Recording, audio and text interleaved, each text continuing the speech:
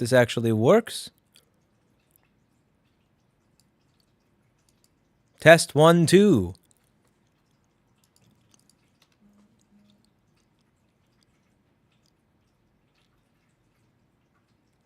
All right. Almost there.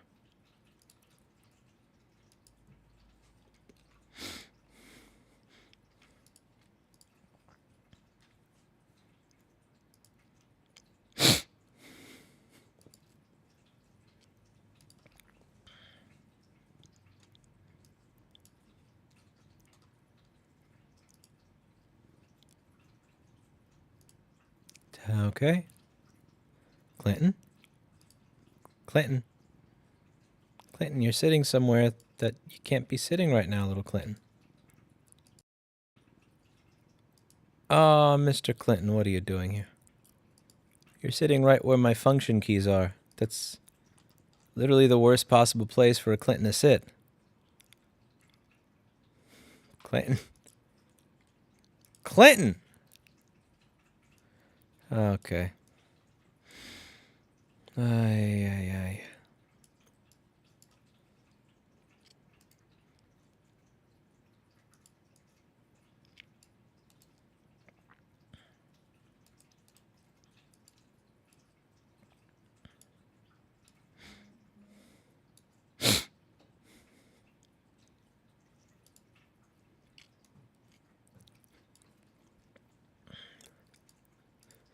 Hey everybody, how's it going? So today I'd like to read an article and get some of your thoughts on it.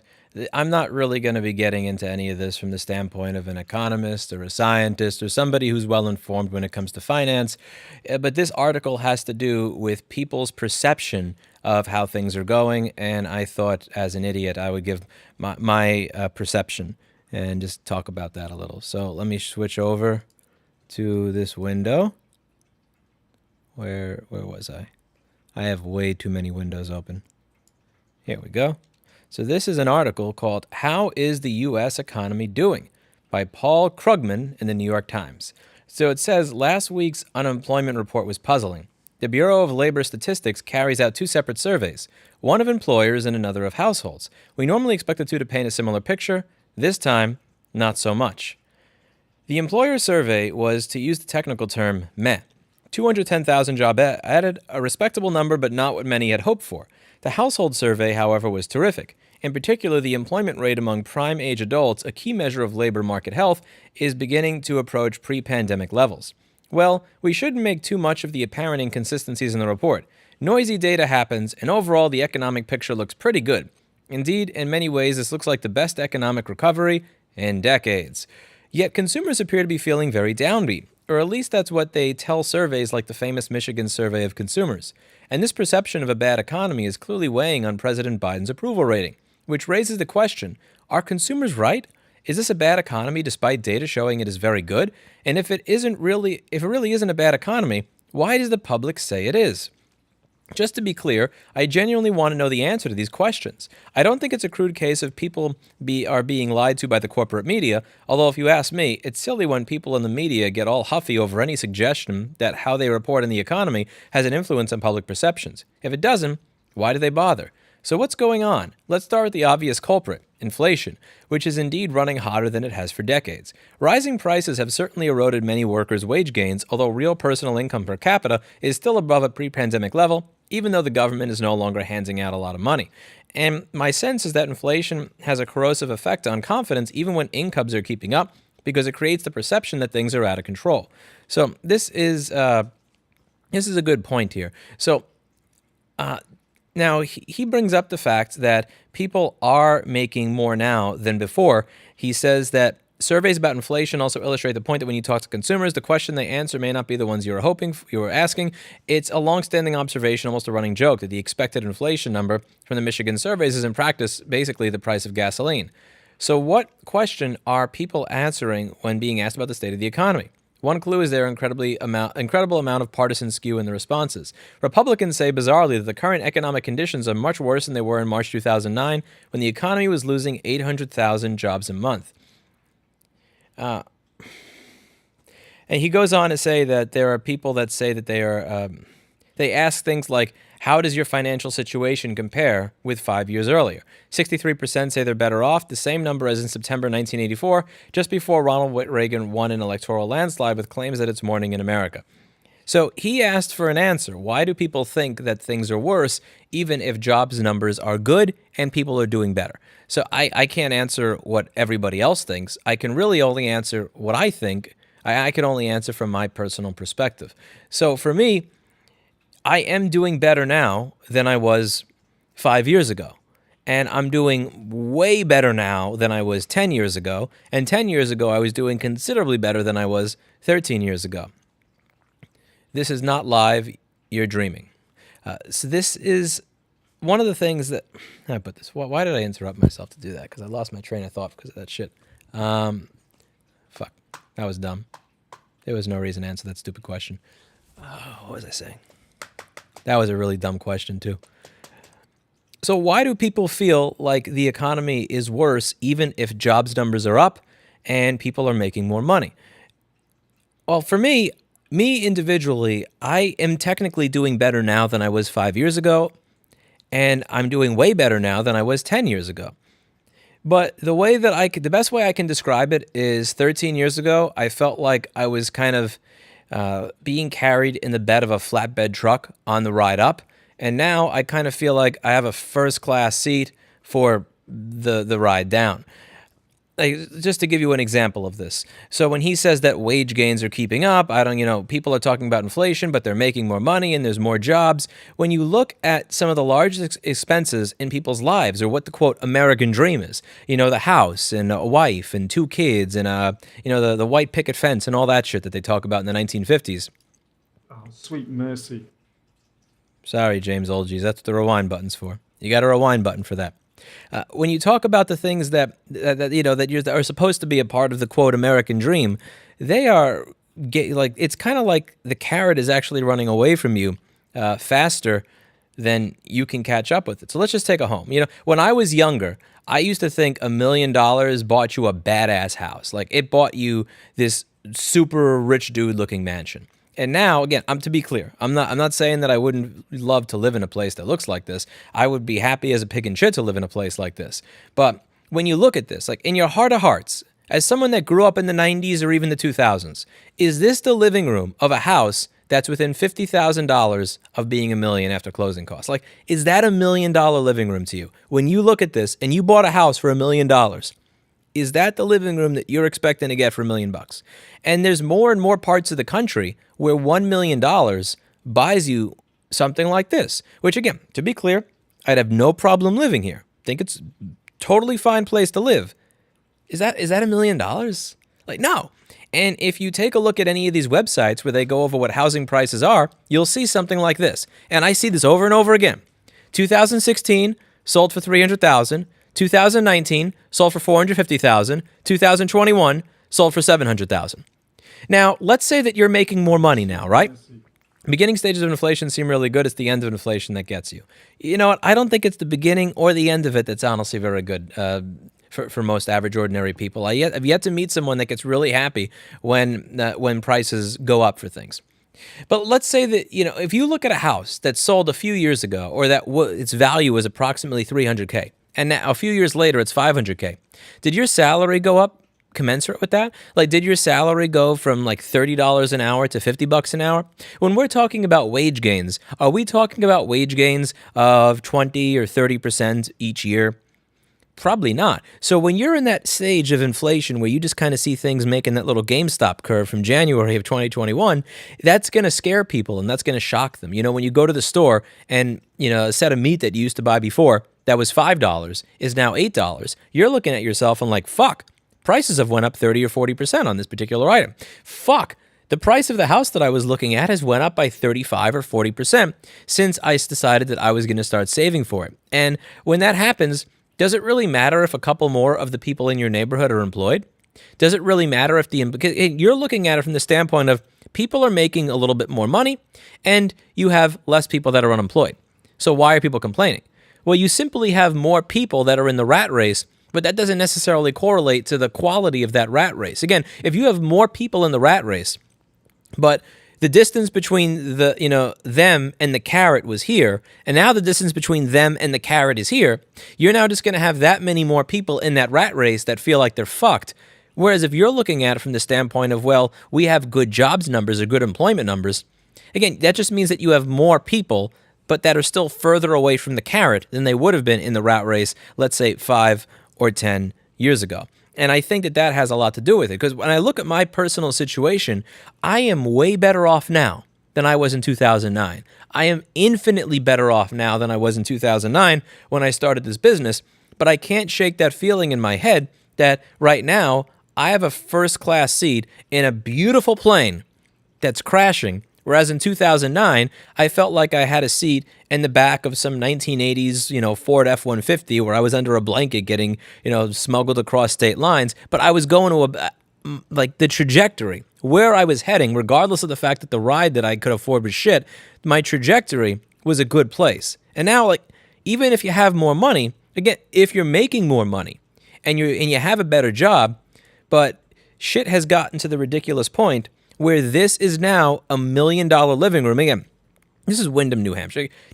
I'm not talking about Manhattan, New York City. This isn't Seattle, Washington. This isn't Miami, Florida. This isn't Los Angeles. And you have a lot of parts of the country where really average, mediocre kind of homes are closing in on $1 million or ridiculous rates like that. That's going to affect how people think. So, the number of people employed does not have to do with the distance between the carrot and the stick, which I would argue is greater now than it was several years ago. At least in my situation, the distance between the carrot and the stick it seems like it's getting greater and greater. And the fact that I'm learning how to run faster doesn't mean that I'm confident that the carrot hasn't learned how to run even faster by a larger margin than I have. Another clue you get is very different answers when you ask people, how are you doing, rather than how is the economy doing. The larger consumer confidence index asks people separately about the national economy, where their assessment is dismal, and about their personal financial situation, where their rating is high by historical standards. The Michigan surveys don't quite ask the same questions, but they do ask people how their current financial situation compares with 5 years earlier. 63% say they're better off, the same number as in September 1984, just before Ronald Reagan won an electoral landslide with claims that it was morning in America. Aside from looking at what people say, surely it makes sense to look at what they do. If consumers are really as depressed as the sentiment numbers say, why are retail sales numbers running so high? I would say that people, and this is from my personal experience in life, I know people that have told me, one of the things that motivates me to do things is actually owning expensive stuff. I'm not saying that this is right. I'm not saying that this is, maybe we should support Paul Daniels or maybe we shouldn't. I'm not saying that this is right financially. I'm not saying that this is a good path, but I do know that I've known several people in my life that motivate themselves to do better by purchasing or leasing something or renting something that they cannot afford, and then working their ass off to be able to afford this thing that they are renting or purchase that they cannot afford. It's I'm not saying that this is a good thing, but it is common. I know people that when they're depressed, they spend money. Honestly, just on the Dave Ramsey show just yesterday, because I was looking this up before reading this article. Literally yesterday on the show, there was a woman that called in and said, I just got diagnosed with, this was free, give Clinton some greenies. I just saw that greenies got delivered to the office by a lovely subscriber of mine, Catherine Hauserman, and I'm going to pick them up and give her a big thank you and do a video of Mr. Clinton eating the greenies. Thank you. But I listened to the segment before doing this, and there was a woman that said, I'm very anxious. I have anxiety, and when I'm anxious, I buy shit. I don't think that people going out and buying retail stuff necessarily means that they feel great about the economy. Maybe they think, oh shit, the price of everything is going up. I should buy the things that I want now before they get more expensive. For instance, Tesla has actually been caught selling cars without the USB-C ports, and they didn't even fucking tell their customers. Eli, the computer guy, has gone over how if you wanted to buy a particular, I think it was like a Raspberry Pi or something, the supplier that he buys them from, he used to buy them multiple at a time for his workshops, and now he is limited to buying one at a time. He cannot buy the fancy dog food that he gets his dog. I've noticed with certain items that I like that they're not available. And people may think, shit, I should get stuff now so that I'm not stuck not being able to get it later. And let's not even get into the discussion of shit like graphics cards. My God. But there's a lot of items that have become more and more difficult to purchase. So even besides the fact that people are maybe, we're just talking about something and I forgot. It's interesting. Every time this one particular dumb question gets asked in chat, it actually breaks my brain. There's one question that people can ask that actually breaks my brain so bad that I'm not able to finish my train of thought. It hurts. It hurts so bad. Anyway, put this in there. So A, you have the fact that people may act irrationally when they actually feel depressed or anxious, but B, they may feel that they need to buy their stuff right now because they may not be able to do so later. And, several companies have said that they've been affected by the supply chain shortages or supply chain issues. Ford stock tanked earlier in the year when they made a mention that they may not be able to make their sales targets or their manufacturing targets as a result of it. Yeah, let's continue down the line here. If we turn our attention from consumers to businesses, what we see is a huge surge in capital expenditures. That is, businesses are investing as if they see a booming economy and expect the boom to continue. In short, the public's highly negative assessment of the economy is at odds with every other indicator I can think of. Again, what's going on? As I said, part of the answer is probably that inflation unnerves people even when their incomes are keeping up. And I'm going to make, to be clear, 100%, this is not scientific. I'm not an economist. I did not read this from some sort of statistic bureau. I don't think that their incomes are actually keeping up with inflation if you're measuring inflation by the proper metrics. Again, if you're measuring inflation by the CPI, then maybe they're keeping up with inflation. If you are measuring inflation in terms of something like houses, which is one of the primary aspects of the American dream, whether you like it or not, whether you think it should be or not, that's something that's pounded into your head from childhood. I don't think that they are. Real. I mean, did your income go up by 20 or 30% this year? Partisanship is also definitely a factor. 2/3 of Republicans believe the 2020 election was stolen. How much of a stretch is it for them to also believe that the Biden economy is terrible, whatever their personal experience? Now, again, I don't particularly like the idea of blaming the president whole cloth for things like gas prices. I think that is highly oversimplified.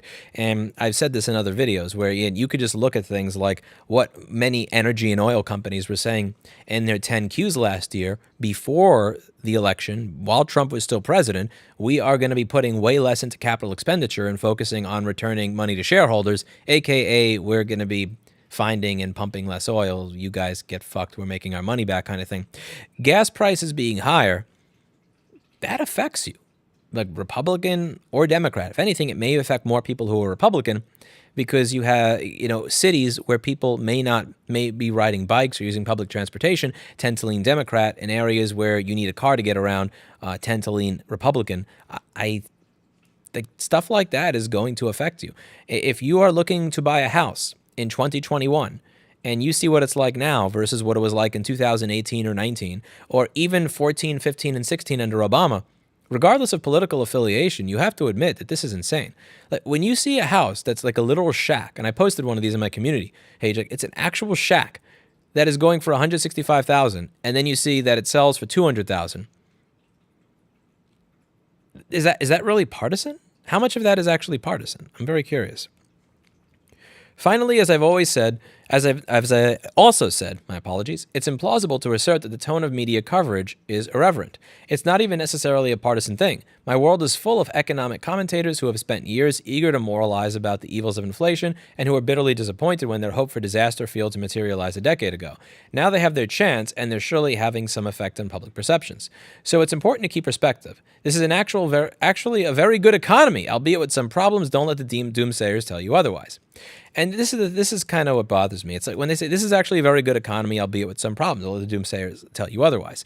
So you may have gotten a raise of 3 or 4%, but the house that you would like to purchase has gone up in price by 20 or 30 or 40%, the price of a car that you want to buy may have gone up by 5 or 10%.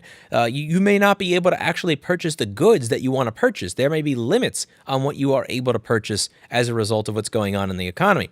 But again, he's not willing, he can't say out loud, there are issues so bad with this economy that again, Tesla is actually selling a car without fucking USB ports in it, that there's a limit on the amount of Raspberry Pis you can buy, that there's an issue with dog food, that I'm not able to, you can't buy a graphics card the graphics card that's in my computer right now. I shit you not. This piece of shit is selling for $600 more right now than it was when I bought it 3.5 years ago. Used. Oh, sweet mercy. Greetings from Israel. Thank you. It's Itzik or Israel. Ah, I see. I really don't think it strikes me as out of touch. You know, again, instead of saying we have serious problems, the fact that we are not able to supply things in the manner we were before, and the fact that not being able to supply things in the manner that we were before is part of what is leading to prices going out of control on a number of different items. No, it's a good economy, albeit with some problems. Now, maybe if you are already wealthy, maybe if you already own a home, you don't see these as anything other than, quote, some problems. But if you are any one of the millions of people that he is just so confused about as to why you could possibly think this is such a horrible economy, or why you could think that there's something bad about it, then maybe it's more than some problem. Maybe it's a serious problem. Maybe it's a problem that actually keeps you up at night. Maybe it's a problem that grays your hair. Maybe it's a problem that black pills you. I'm kind of curious if they have a... Oh, here we go. We have a comment section.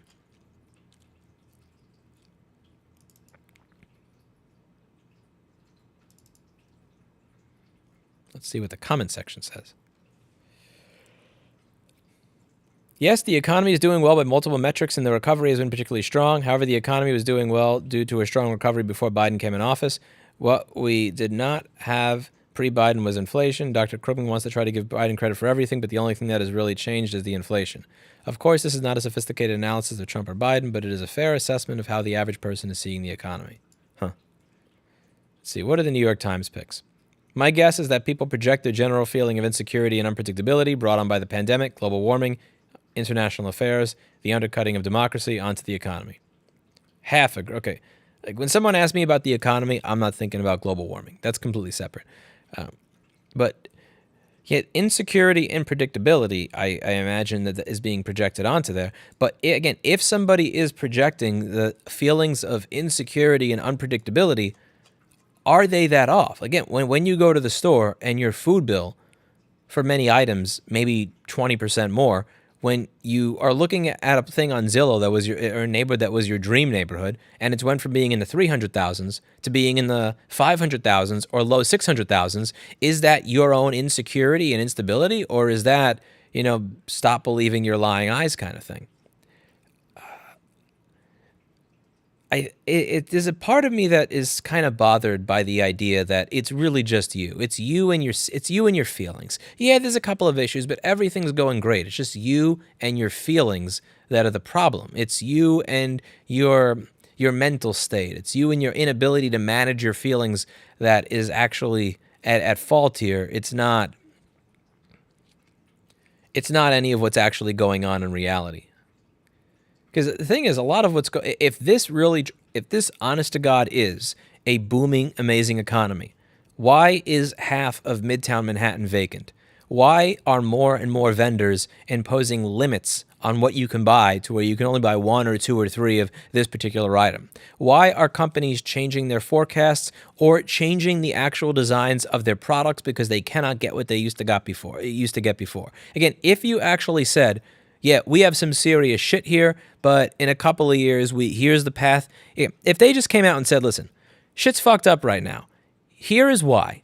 Here are the specific things that we intend to do to fix it. Here is why these things will fix it and not make it worse. I think it would be different. But I think what's making people nervous, and I think what contributes to low approval ratings for individuals in office right now, are when they pretend that everything's great. Because if you level with them and say, listen, shit's fucked up right now. Here's why we think it's fucked up right now. Here's what we think will make it better. Here's the timeline for this getting better. And here is why these particular things will make it better, not make it worse. I think it would change the way people feel. But when you say, yeah, things are mostly great, it makes you seem out of touch. It makes people trust you less, and it makes them disapprove of what you're saying, even if you actually make sense, even if you may actually be factually correct in certain areas, even if you may actually be way more educated than some dumbass MacBook repairman, reading the news with a cat in his chair, which again, Paul Krugman's probably a way better, he's way more educated as an economist than I am as a schmuck that just, reads the news from time to time and comments from his MacBook repair chair. But when you say things like that, when you're not really willing to level with where people are, and when you're that genuinely filled with wonderment as to why people feel certain things, it makes it seem like you're just living in a different world. Like you're not looking at the same shit that so many average, ordinary people are looking at. And then you're going to wonder when somebody comes along that's less educated, that knows less about what's going on, that may know less about how to fix it, but is simply willing to acknowledge that there is a problem, that people may gravitate to that individual and believe what they have to say. I think it's really important to accept when there's a problem and not, again, just like, oh, that pesky inflation bug. Yeah, that thing where a $300,000 house is now $500,000. That's a problem for ordinary people. That's a problem for people that want to start a family. That's a problem for people that want to feel secure in their retirement. I don't know. What do you guys think? I'm going to scroll through and read.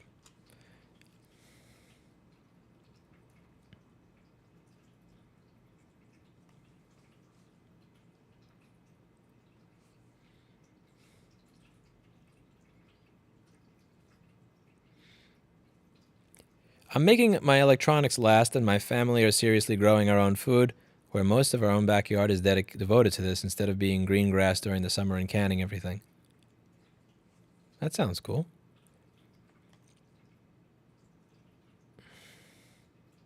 I tend to think things like Trump and Biden are sideshows. Both of them can't even seem to control themselves. Don't believe that they control things like the entire economy.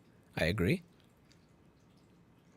Half of Midtown is vacant because of de Blasio's failed policing policies. There is a supply chain shortage because Newsom and Brandon are keeping ships from entering ports in California.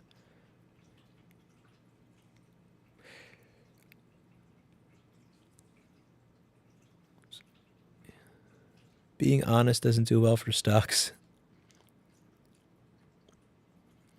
But when it comes to policing policies, I mean, I don't think that it's solely policing policies that are keeping so much of the area completely empty. Because you have to keep in mind that a lot of this stuff was empty before you had any of the riots last year and before you even had COVID. Like, quite a bit of that was empty before COVID.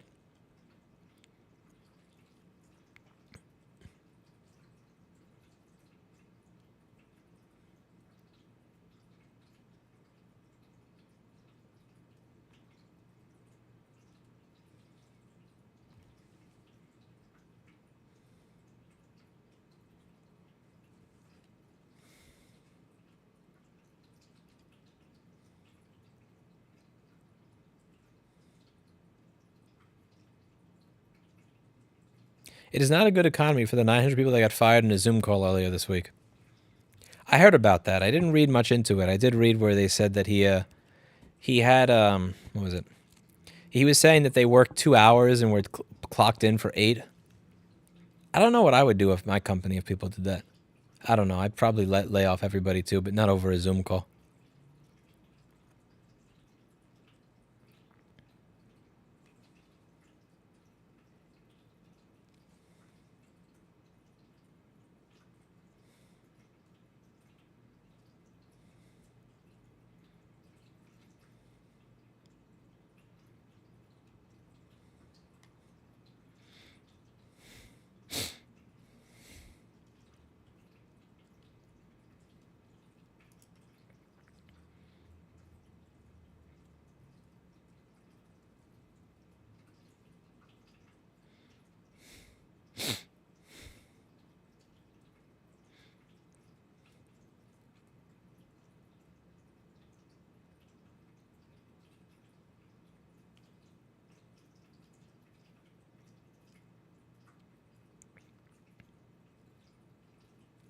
Did you see the news about some dude that just set the Fox News Christmas tree in Midtown on fire?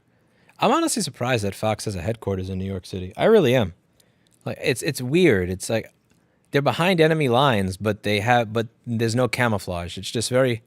If I were Fox News and I had like the Tucker Carlson show and the Sean Hannity show, I'd probably be scared shitless at the to actually have that show in New York City or to have a building in New York City.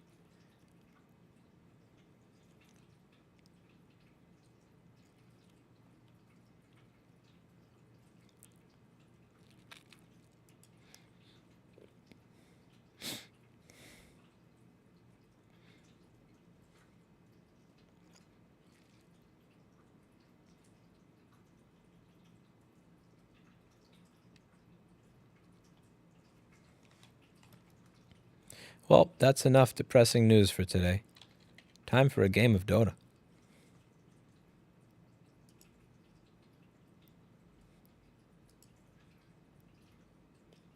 Can I win a game of Dota?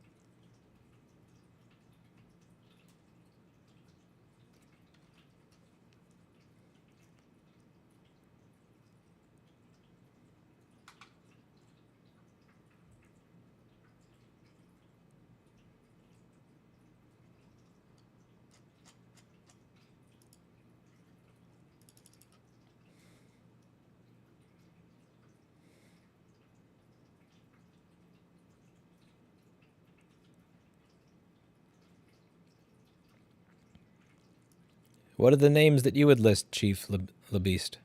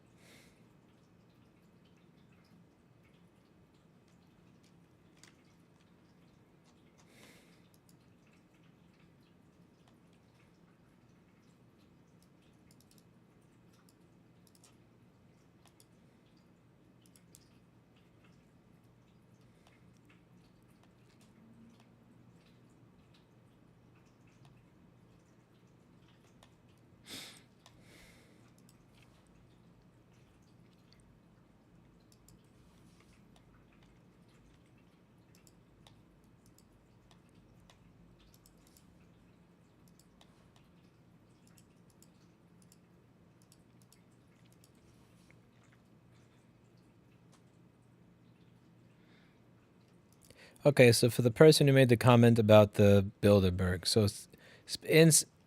describe to me specifically what the Bilderbergs have done and why it's bad. He'll give us the signal and we'll want to put our money into Dogecoin at the same time. The value will skyrocket, and we'll all cash out / crash the coin.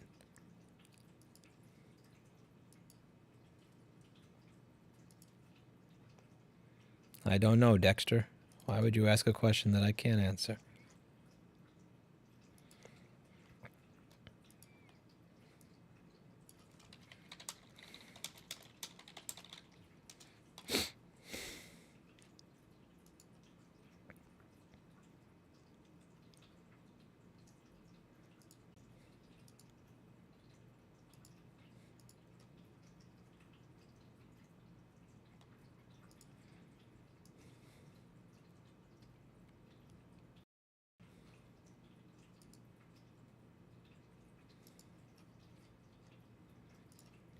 They run the Federal Reserve and print their own money. If our own government is trillions in debt and can't fix their finances, why are debt collectors coming at me, a poor person, for a few $100s?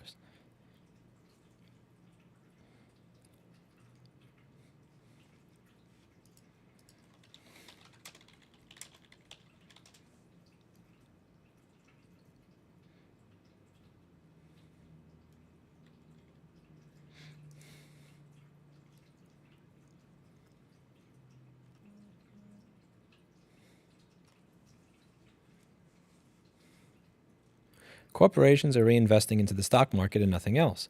I don't care that it benefits the retirees and current board members. It's sacrificing our future. What would you suggest they do otherwise?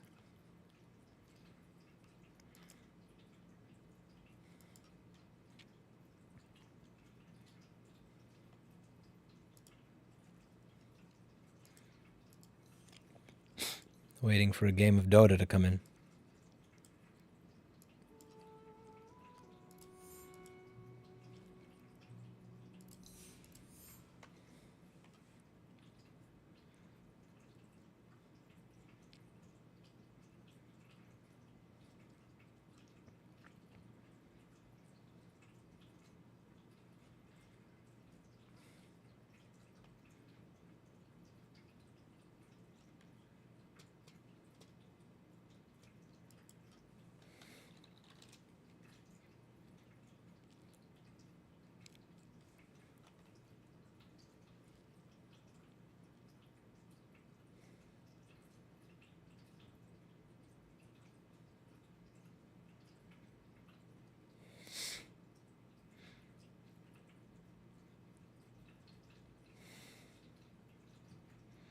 Oh, Paul Daniels made it here. Paul Daniels is mad.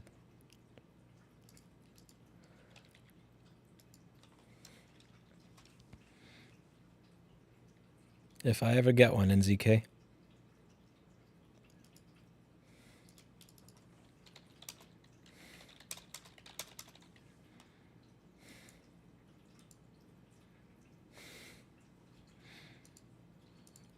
Dota, come on. Get me a game.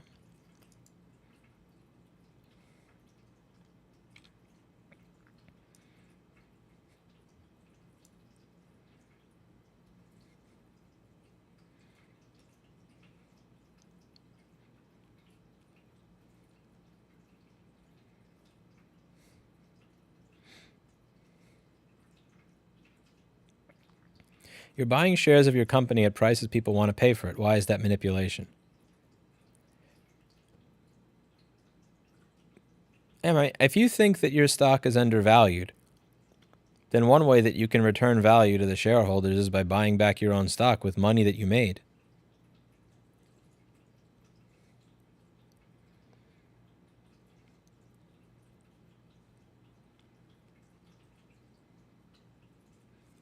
Another reason that you'll see companies buy back their stock is because the taxes on capital gains are way better than the taxes on dividends. The taxes on dividends are uneven. So many companies don't return their money to their shareholders by issuing dividends because it's taxed differently than appreciated stock.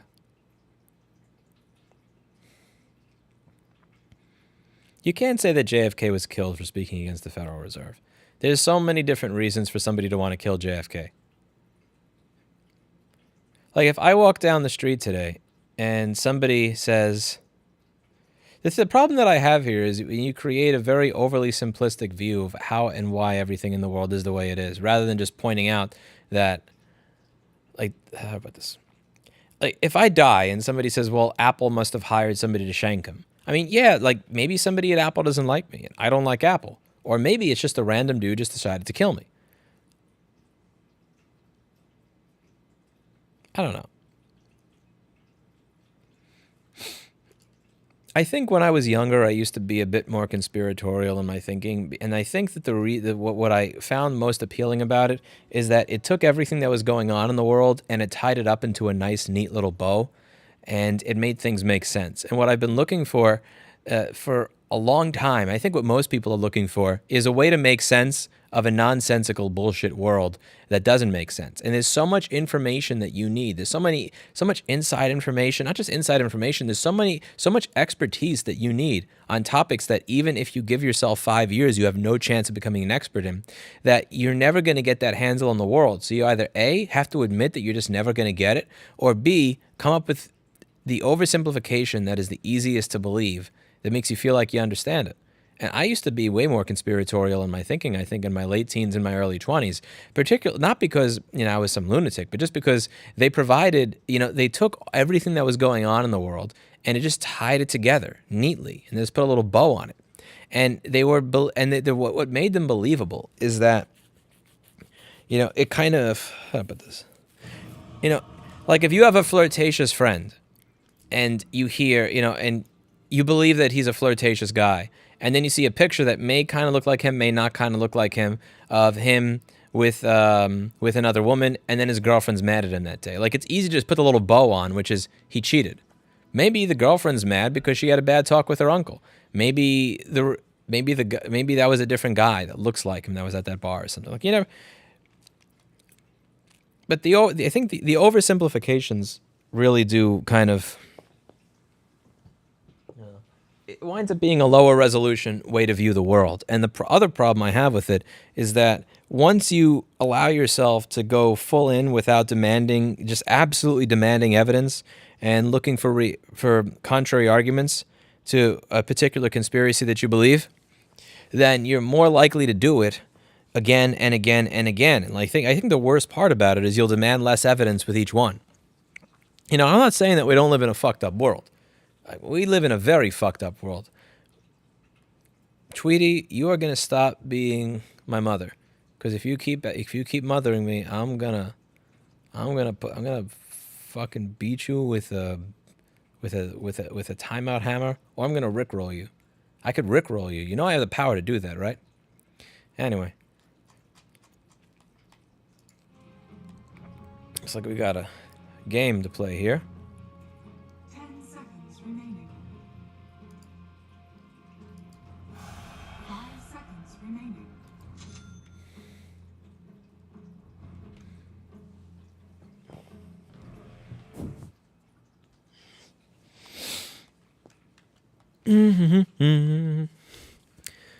All right. All right, everybody, it's time for a game of Dota. I'm turning the camera off because when I have my camera on, these annoying lights are on. Mercy. Less right to repair videos and more cat videos for 2022. Yep. Yeah, I hate having these giant lights on. It really kind of messes things up for me. So we are going to get to the game display. And, yeah, we're going to win. I am a Legion commander.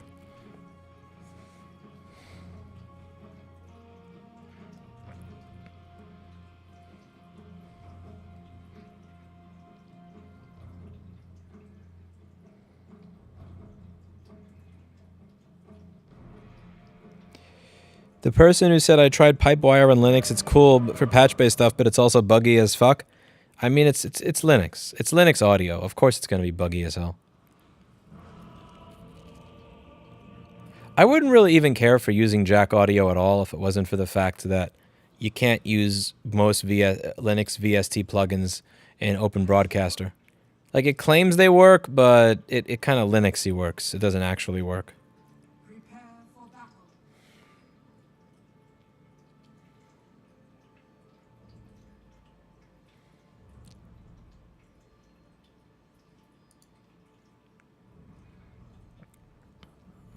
Smart move. It's a shame that so many Linux video editors don't allow you to utilize native Linux audio plugins in them. Like Kdenlive, you cannot use so many different types of Linux audio plugins. DaVinci Resolve, you can only use the built-in plugins, which kind of suck. They're pretty horrible. Like this, it's sad. It's so sad because the stuff is actually there, but whether you're using the free software that comes with the operating system or the desktop environments, or you're using paid software from professional companies, there's so much basic audio functionality that's missing in Linux.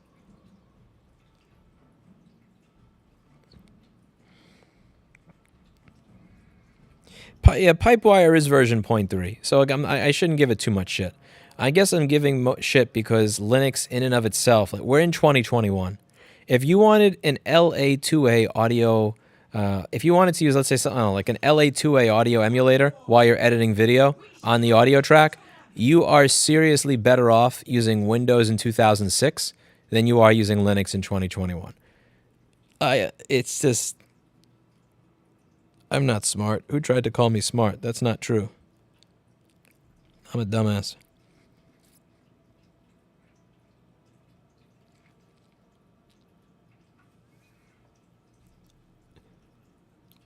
Hi, you're lucky. So, I got one of those stupid forwarded emails to me again. Every time you get spam about dick pills or something, or balding, or dick pills or small penises to the customer service email, whoever does customer service fucking forwards them to me. So, and I can't figure out who it is because I'm too cheap to have separate Fresh Desk accounts for each of the individuals. So I have them share an account because fuck if I'm paying money per user. Like, fuck that. So I want to pay once and that's that. So I can't tell which one of them is forwarding this shit to me. So I said as a punishment, whoever does this, I'm going to make you do this highway fit workout with me. And the thing is, I don't know who did it because they're all using the same account. So I said the next time this happens, you're all doing it. And I had Kevin and Shane today doing planks and push-up planks and all this other stuff.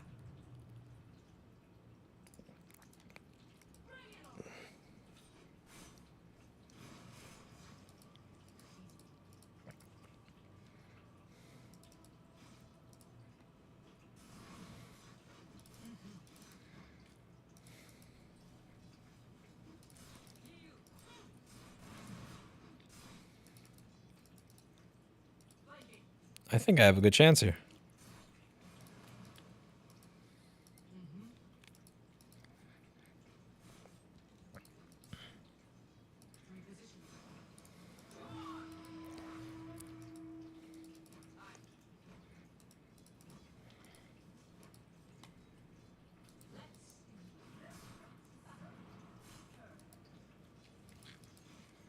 Come on.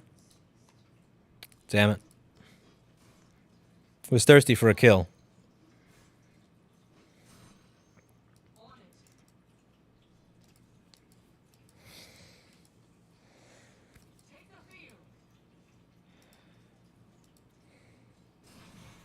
Justin, I think you're getting into the argument there that most ordinary people are not large shareholders of a company in a significant way. And I often hear that said as the argument that the stock market going up does not affect normal people. But you do have a lot of people that put their retirements into it, that invest into it as a form, of investing for retirement or of saving for retirement. Just because rich people benefit more than normal people doesn't mean that normal people don't necessarily benefit from it. Although I'm definitely open to the argument that the stock market is a giant, ridiculous bubble that makes no sense whatsoever.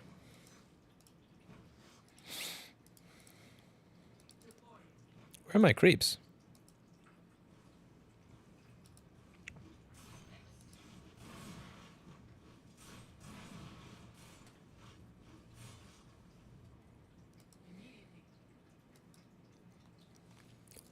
I think one of the big issues is that there's too much money flowing around chasing too few returns in the stock market.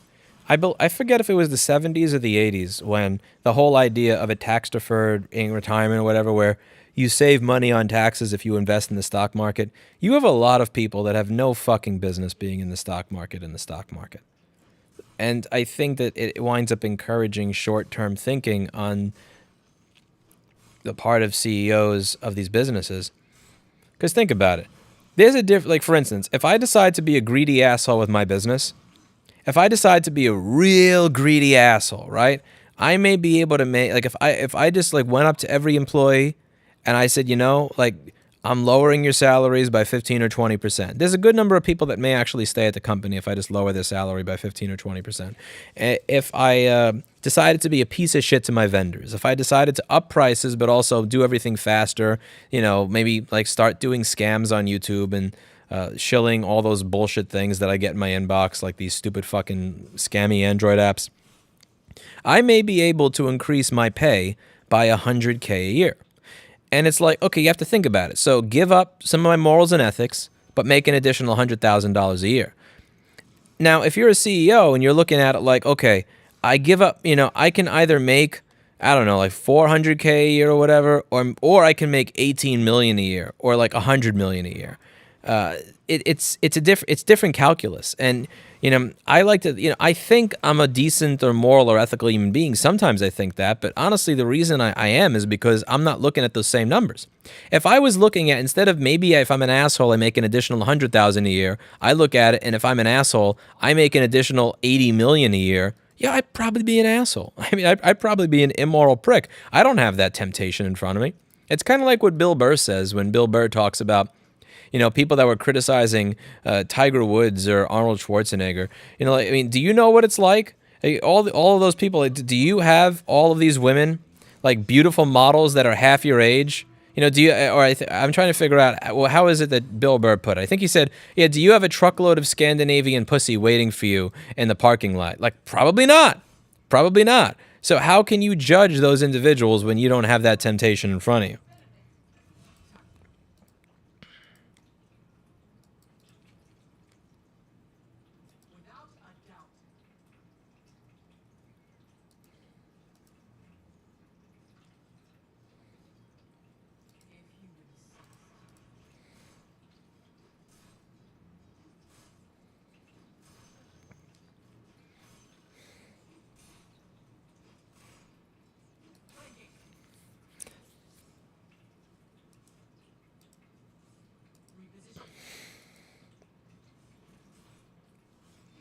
Stock buybacks are not printing money. So if you have a stock that's not, let's say you have a company that's making way more money now than it was before. Let's say they double their profit, but the stock price stayed the same. Stock buybacks allow you to have that be reflected in the value of your company.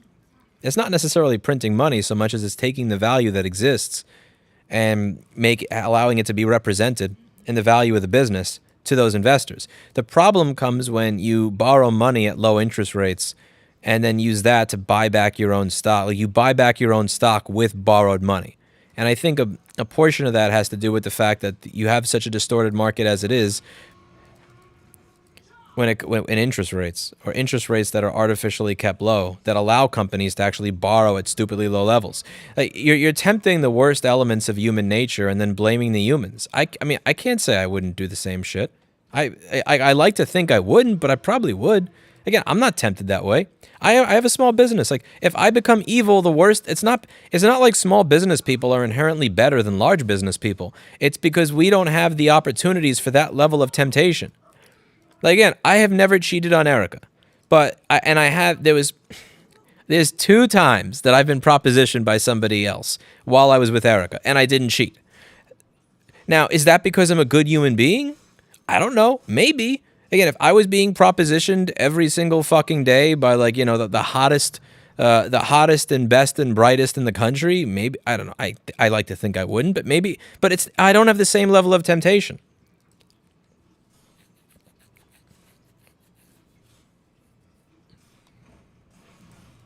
Shit, I'm not gonna get the tower kill because I'm being a pussy. No, I want the tower kill. I don't. Oh, fuck! That was so fucking stupid right there. That was fucking dumb. That was dumb as dog shit. What the fuck?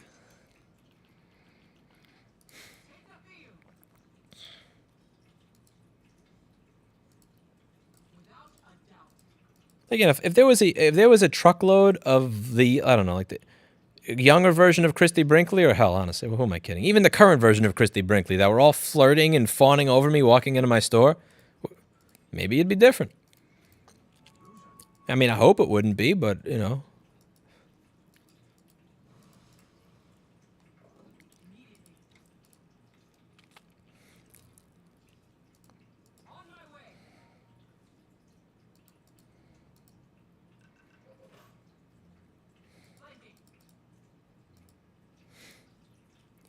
Give me an example of artificial scarcity Jensen is bored. Outside of, let's say, I want to challenge you here a little bit. Outside of pharmaceutical drugs and stuff like that.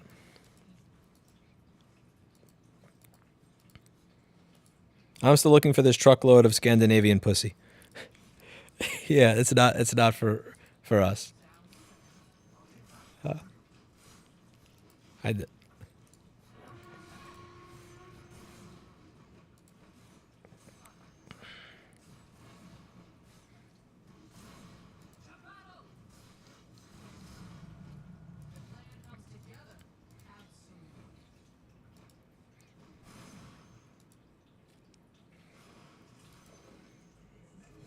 I mean, I think the same is true for all of us. I think the point I'm making is I'm trying to make here is that we judge the morality of other people that have considerably more to be tempted by than we do, rather than looking at what caused the situation that puts that temptation in front of them. We blame them. Like, if I could borrow money at some 1% or bullshit interest rate and then use it to buy back my own stock, I probably would. Would I do that if interest rates are 8%, 10%, 14%? Probably not. Oh, come on, kill him, kill him. Fuck him up! I was right next to a tower, and I had enough mana for my ultimate. Are you kidding? Are you serious? You dumb fuck! What the fuck is wrong with you? I was right next to a tower. I was right next to a tower with enough mana to use my ult, and you're that fucking stupid to cage yourself next to me? Seriously? What the fuck? I can't even be proud of that kill. Reminds me of when Bane thinks that he killed Batman, but it was actually Superman. After all of this, Batman, it was too easy. Remember that? There were two different versions in Batman the Animated Series in the late 90s. There were two versions of Bane. One was the Spanish version of him. There was a Spanish Bane that talked like this.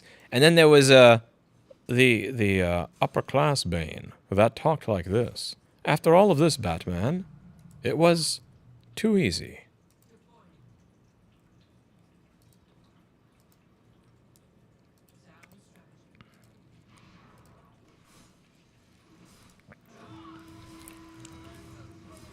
What am I doing? Oh shit, I'm about to die. Oh shit, oh shit, oh shit. I got greedy. Yeah, I got greedy. I got one kill and I'm feeling like I'm on the top of my fucking world. You dumbass piece of shit.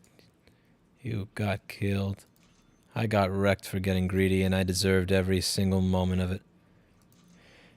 I'm not going to get wrecked again, though. Honestly, if I had these items before, I probably would have been way better off. I'd have been way stronger, more HP, a little bit more damage. I probably would have gotten the kill, and I probably should have got those items sooner, but I didn't. And since I didn't get those items sooner, I'm dead, and now I have to live with the fact that I let him get over on me like that.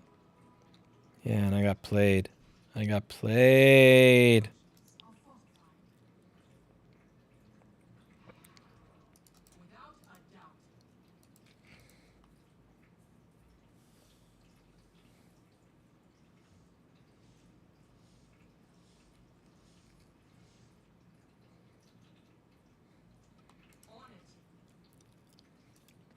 With supply not being able to be scaled up to match demand, is that artificial scarcity, or is that there were a bunch of random fucking shutdowns all across the world from governments trying to prevent the spread of COVID, leading to there being... People think that you could just turn the economy on and off like a light switch, and you can't.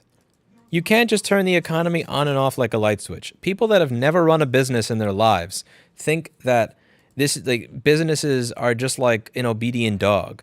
Sit, roll over, jump, good boy. That's not how any of this shit works.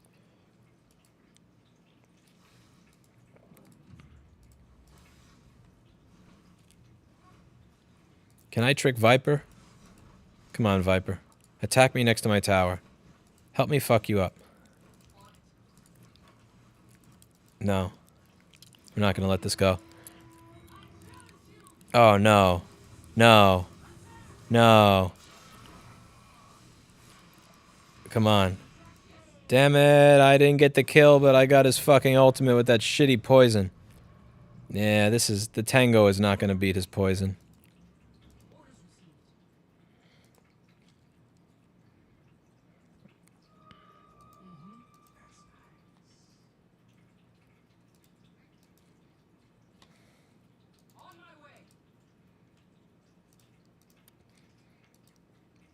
By the way, everybody, thank you for watching the stream.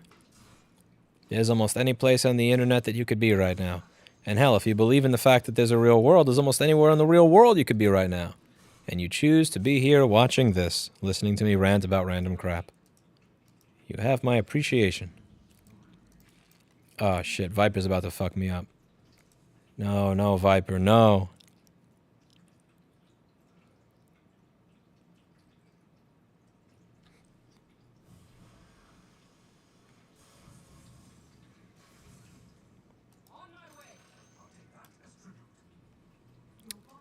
Yo, Viper's gonna get my tower. That's bull. Okay. I gotta stop being scared of Viper.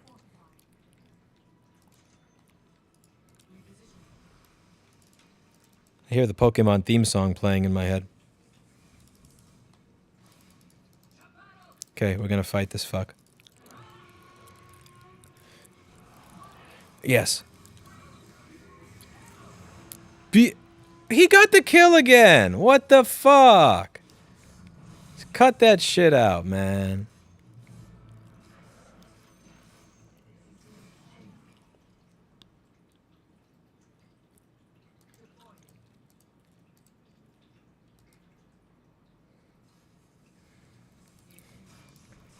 You also have to consider that what people are choosing to buy, what people are spending money on, you've massively shifted the way that people live their lives and plan their lives. And that's going to shift what they want. So even if you didn't shut down the world for a long period of time, that's going to result in very wide-scale shortages of things.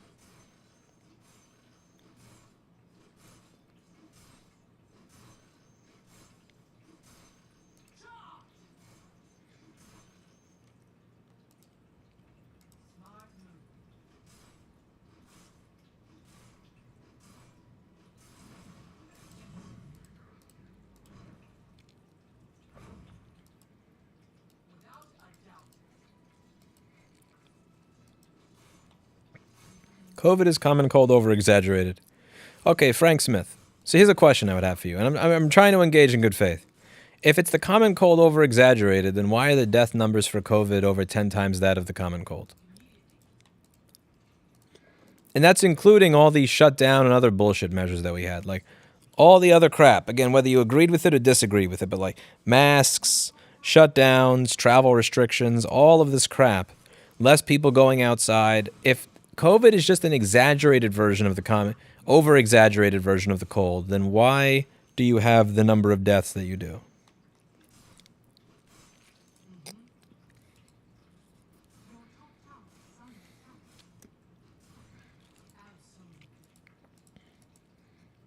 I've heard the argument that deaths are not real, that the death numbers that you read are BS. But if you look at it, you'll see that the number of people that died in 2020 versus 2019 or 18 or 17, there was a higher number of overall deaths by enough of a margin to make it impossible to, to have lied about deaths on that large a scale.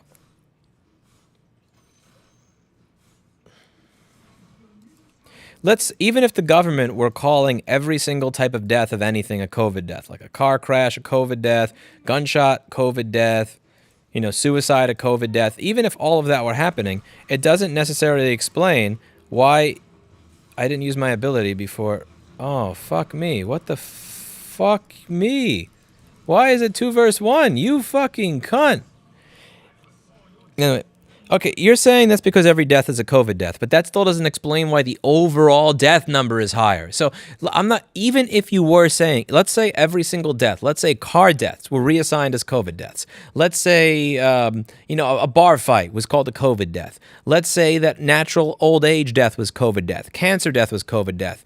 If you say everything in the world is a COVID death, that still doesn't explain why for the year of 2020, the overall deaths, all deaths altogether, spiked in a way that it didn't in prior years. Because even if you were bullshitting on the cause of death, that still doesn't explain the overall deaths being up by this much. Because I looked that up at the end of the year. I just out of sheer curiosity, are they fucking with me? Are these numbers all bullshit?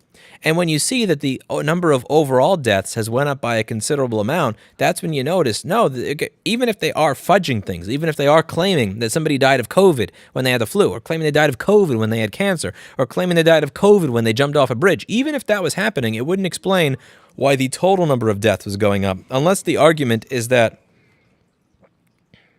they're lying about that as well. Which, I mean, I guess you could make that. It's just, it seems like a stretch.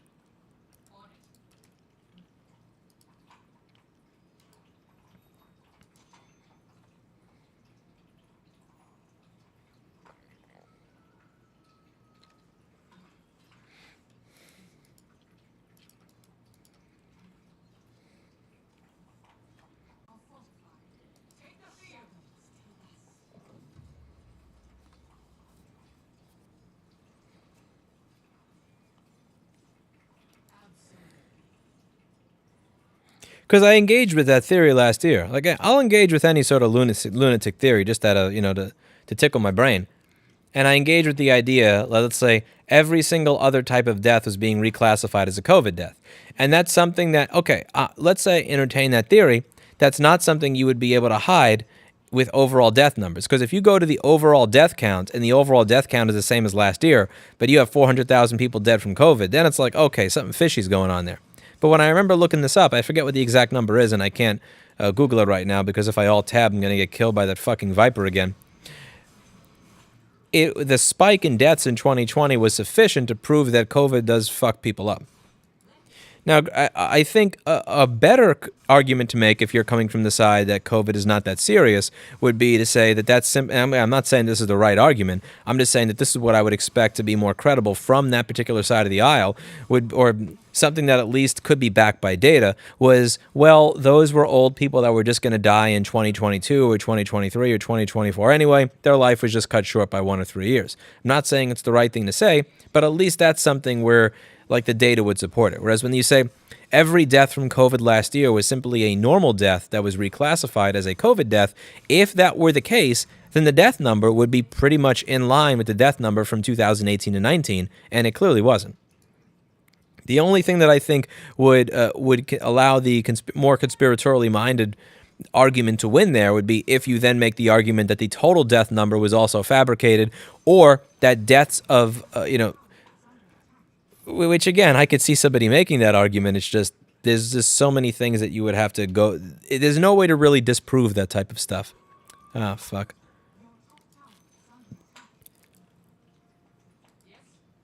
Like, it becomes very difficult to attempt to disprove something like that.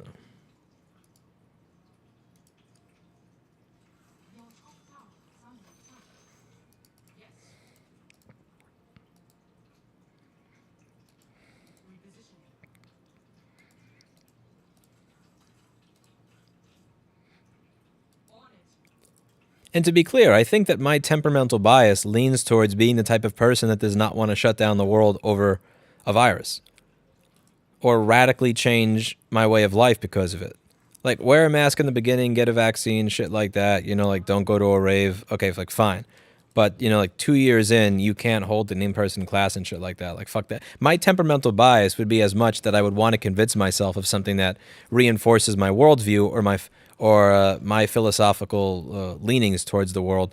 But, like, I can't. When you say that COVID is an over-exaggerated cold, I mean, the numbers as they exist, even if you think the COVID numbers themselves are total bullshit, the death numbers alone really kind of disprove that idea.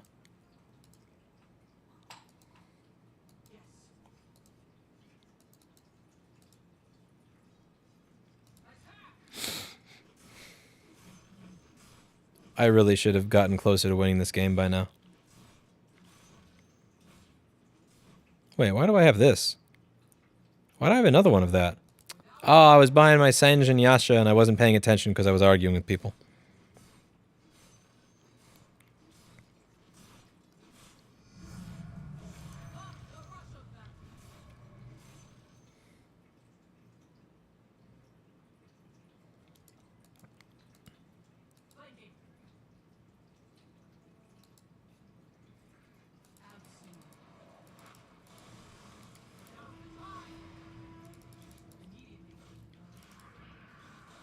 I'm fucked.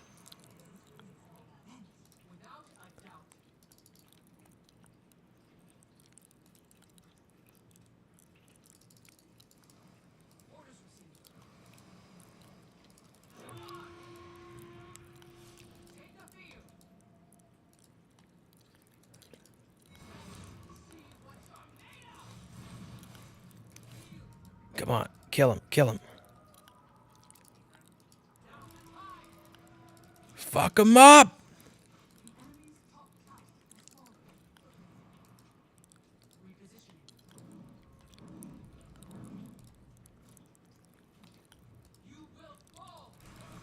Oh shit.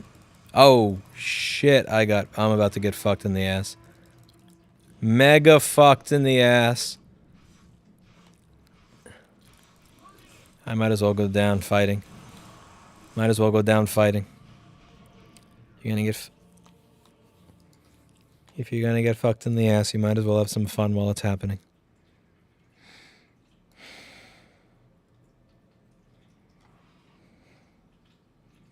Manufacturers benefit from the shortage, but they benefit even more from being the first to end it. Do you really? Because if like this is another argument that I heard is that let's say car manufacturers, like this is all artificial.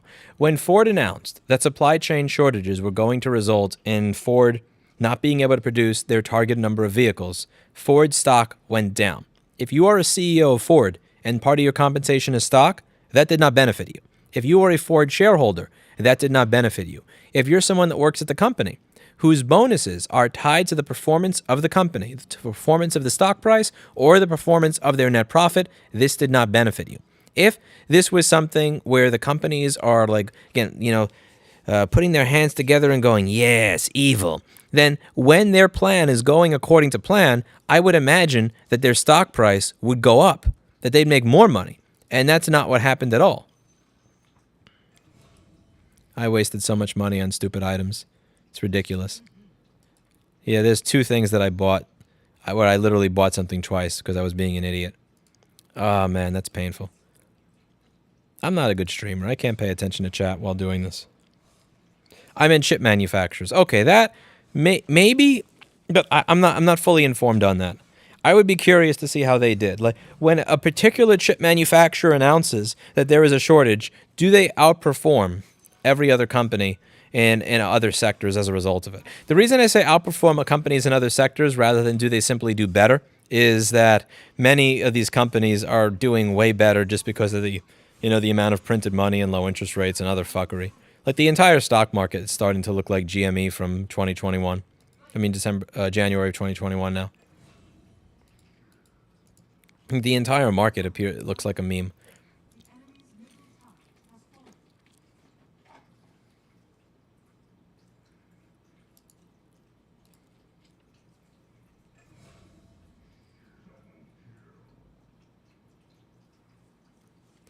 It's not about them doing great. Every company has been doing great. That's what I just said, Max. What I'm saying is that if the supply chain shortage is something that is manufactured solely to make them do better, why is it that any time a car manufacturer mentions any sort of shortage affecting them, that their stock price immediately goes down?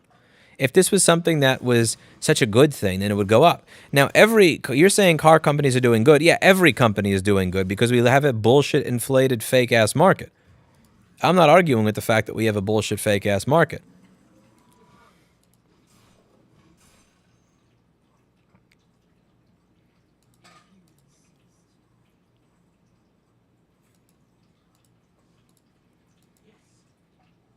Now, if you want to say chip manufacturers, that's a different thing altogether.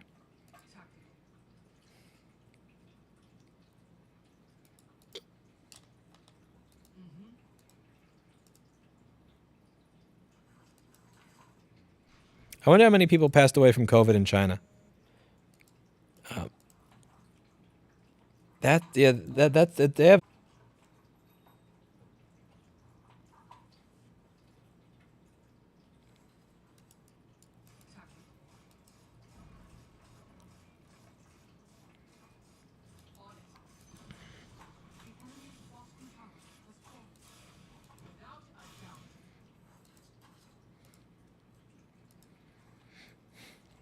Yeah, part of me hopes that Bitcoin goes down to like $5 just so that, and Ethereum goes down to 10 cents just so that I can get... I want to replace this graphics card with an AMD one for better Linux support, but I don't because the prices are ridiculous. And they're not going to be less ridiculous until Bitcoin is worth as much as a pizza again.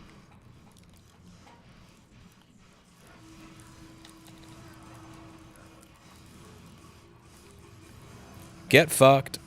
Why does this guy keep kill stealing me? Like, he keeps kill stealing me and winning. I used every one of my abilities in my ultimate, and I was doing most of the damage there. And this Juggerfuck just comes in and it's highly, highly aggravating.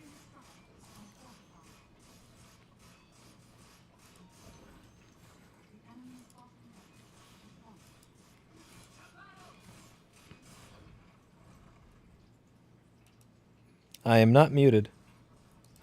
That's Linux. I use jack-off audio when I'm doing a game. Jack-off audio will mute me from time to time for no reason. Nah, it's jack-off audio.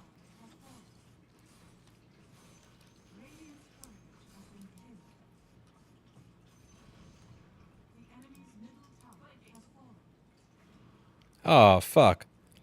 My courier died. Yeah, the game's about to be over.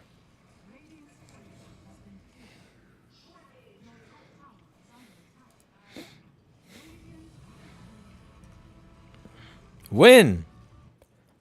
Okay, let's see. What's going on with jack-off audio? Jack-off audio. Jack-off audio. The jack-off audio engine.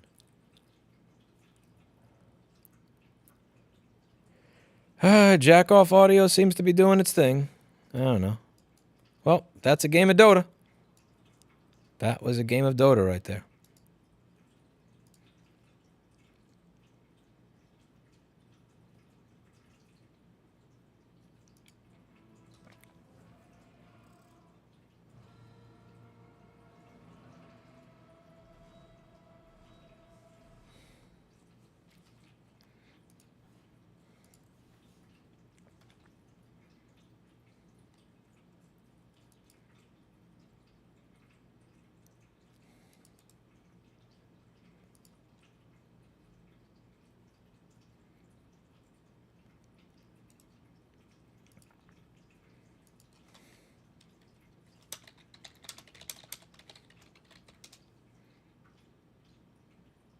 How is a almost hour-long video 1.5 gigs?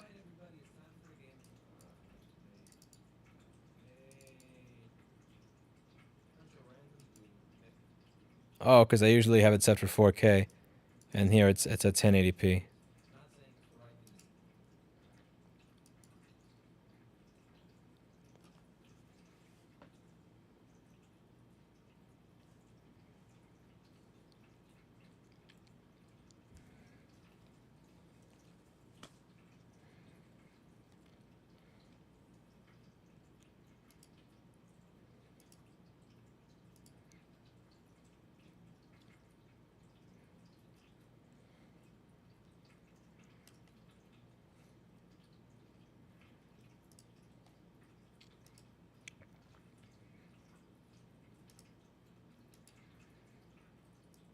What is this about?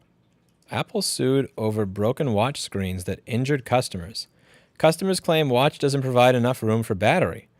Apple has offered to replace some screens for free. Oh, is what's happening here that because it uses a lithium-ion battery and they expand when they are close to the end of their life, that when the battery expands, it makes the watch screen break, and then, oh, let's see.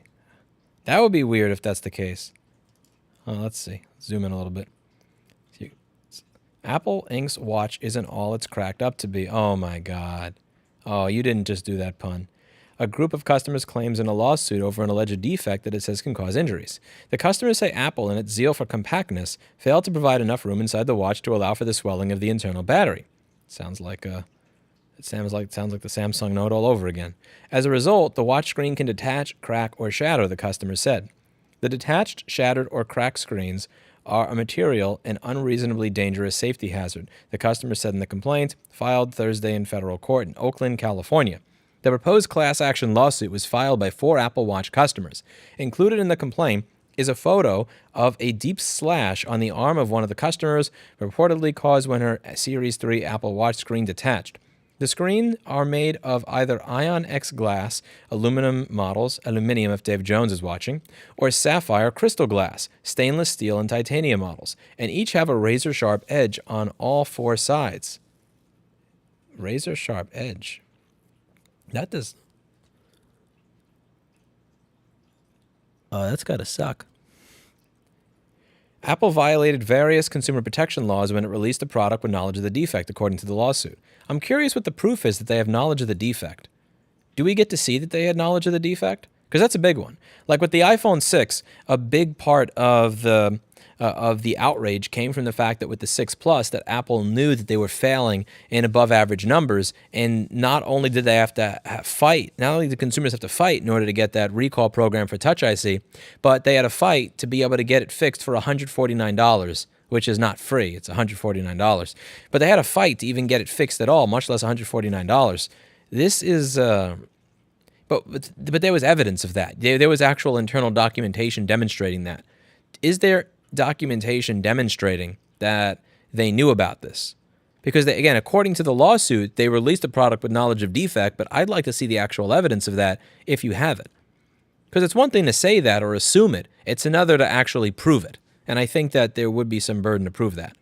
The group seeks to represent anyone who bought any model of the Apple Watch starting with the first generation in 2015 and continuing until last year. Owners of this year's model are not included. Apple didn't immediately respond to a request for comment. In 2019, the company announced a program to replace, free of charge, cracked screens on aluminum Series 2 and Series 3 watches. Okay, so maybe what they're saying is, listen, they were replacing the screens for free. Apple's not going to do this out of the kindness of their heart. They're only going to do that if they know they screwed up. Are they using that as the basis for it, or is there actual internal documentation? I imagine if you have Apple internal documentation that is sufficient enough for them to provide a recall program, then perhaps what they're pointing to is that if you're providing a recall program, you know it's an issue, which means that you probably should have stopped selling it and redesigned it. Maybe that's where they're going. And that probably isn't very far-fetched. You know, if you issue a recall, that recall then has to come with, okay, we're not selling that anymore. So I've done recalls at the store where I've said every customer, like we bought screens from this company, eTech Parts, a long time ago, and they were all dog shit back in like 2015 or 16. It was for a very short period of time. But once we figured out they were all dog shit, we called all the customers that got one, we replaced them, but we also changed vendors. So there was a recall and then a switch. And I kind of... if you announce a program to replace free of charge cracked screens, why are you doing that? It's not because you believe that people deserve a warranty against accidental damage, because they've never done that. It would be because you know that there's something wrong with the product, and if you knew something was wrong with the product that was causing the screen to crack, but you kept selling it, that's Apple has determined that under very rare circumstances, a crack may form.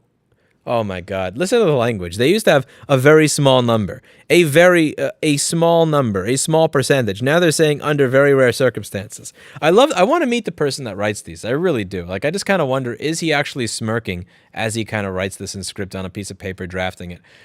Apple has determined that under very rare circumstances, a crack may form along the rounded edge of the screen, the company said in its website. The case is Smith versus Apple Inc., 421, U.S. District Court, Northern District of California, Oakland. I'm very curious to see how this works. Again, if they're able to actually prove that Apple knew that these were going to crack, that may be enough. Now, again, there may be two different standards here. Either A, you need to prove that it cracked and that it was dangerous enough to actually cut you. But then there's also the argument, okay, if you notice that your screen watch, if you notice that your screen watch, if you notice that your screen is cracked, wouldn't you take the watch off your wrist at that point? If you continue using a watch once it is cracked, is it Apple's fault or is it your fault that you continue to use it? Because you know that there's probably going to be people that see that their screen cracked on their watch and they're just going to continue using it regardless of the fact that they have a piece of cracked glass right next to their wrist. There are people that are very stubborn and that are just going to keep doing the same thing. Hi says Apple has determined that under very rare circumstances, a small percentage of devices will just die and you will have to pay us. Now, but see, okay, I have a question for you guys who are in the audience right now. If you had a watch and the screen on that watch cracked while it was on your wrist, would you would you take the watch off immediately? Would you say, okay, I'm going to wait till I get home to take this off? Or would you just not take it off at all? Like, I'm very curious. I'm honest with you. Like, if I don't think if I think I cracked it on my own, if I think I cracked it on my own, I probably would keep it on. But if I thought that the watch itself was cracking itself because the battery was expanding, I would take that shit off of my wrist immediately and toss it anyways. I think it really depends as to on why. Because I would probably have a device that was cracked on my wrist, no problem if I thought, oh, I did that. You know, I banged it against something in my car, or my cat messed with it, or I must have hit this thing harder than I thought. I'd probably have no problem with it. But if I knew that it was expanding on its own, then I would toss that shit off of my wrist immediately. And I wonder if they included that information in the recall. So when they said over here, Apple has determined that under 0.0000000000001% of very rare circumstances among very rare people that a crack may form, do they tell you that this crack is forming because the battery is expanding inside the device? And you know, because I think a lot more people would have thrown the watch off at that point. Like, I don't want an item that's exploding on its own. If I broke an item, I'll keep it on me. But if the item is breaking itself, get the fuck away from my veins and arteries.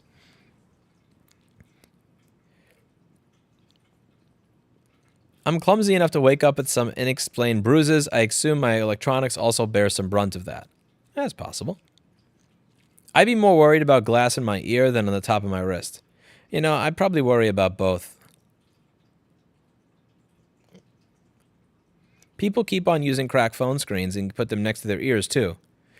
I think the difference there, as the traditionalist, is that the cracked phone screens are often self-inflicted harm rather than something that's actively expanding that also is a wearable. So, for instance, you put your phone in your ear, but it's also in your hand, so you can drop it at any time, and you can move it away, versus a watch that's expanding. And also, I'm kind of curious what the speed of the expansion is. Is this something that happens slowly over several weeks? Or is this something where the screen cracks and then it starts getting way bigger to the point where when you make a normal motion with your wrist that you always make, you know, it doesn't cut you at 1 o'clock, but then it cuts you at 3 o'clock?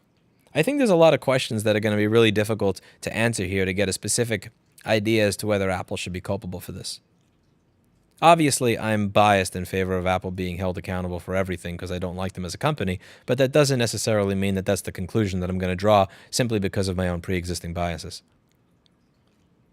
Make more devices with removable batteries, problem solved. I think you'd be...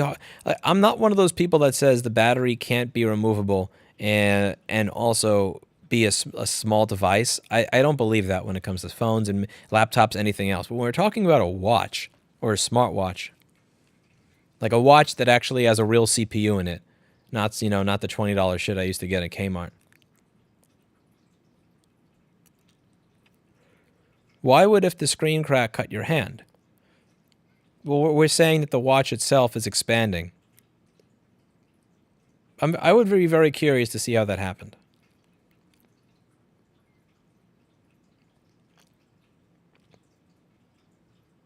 Yeah, I would want to hear the arguments from both sides here, but I don't think that I don't think there's enough here for me to just immediately blame Apple.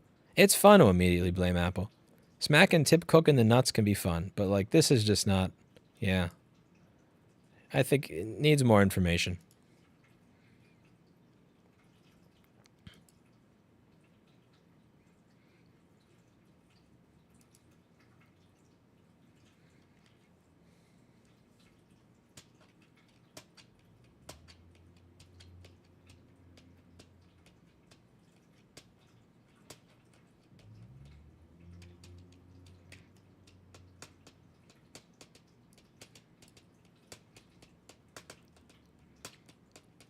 All right, it's 1:15 in the morning. I will see you all later.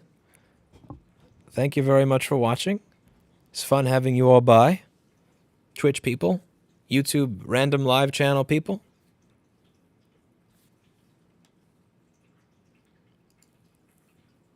I think beer tastes like shit now.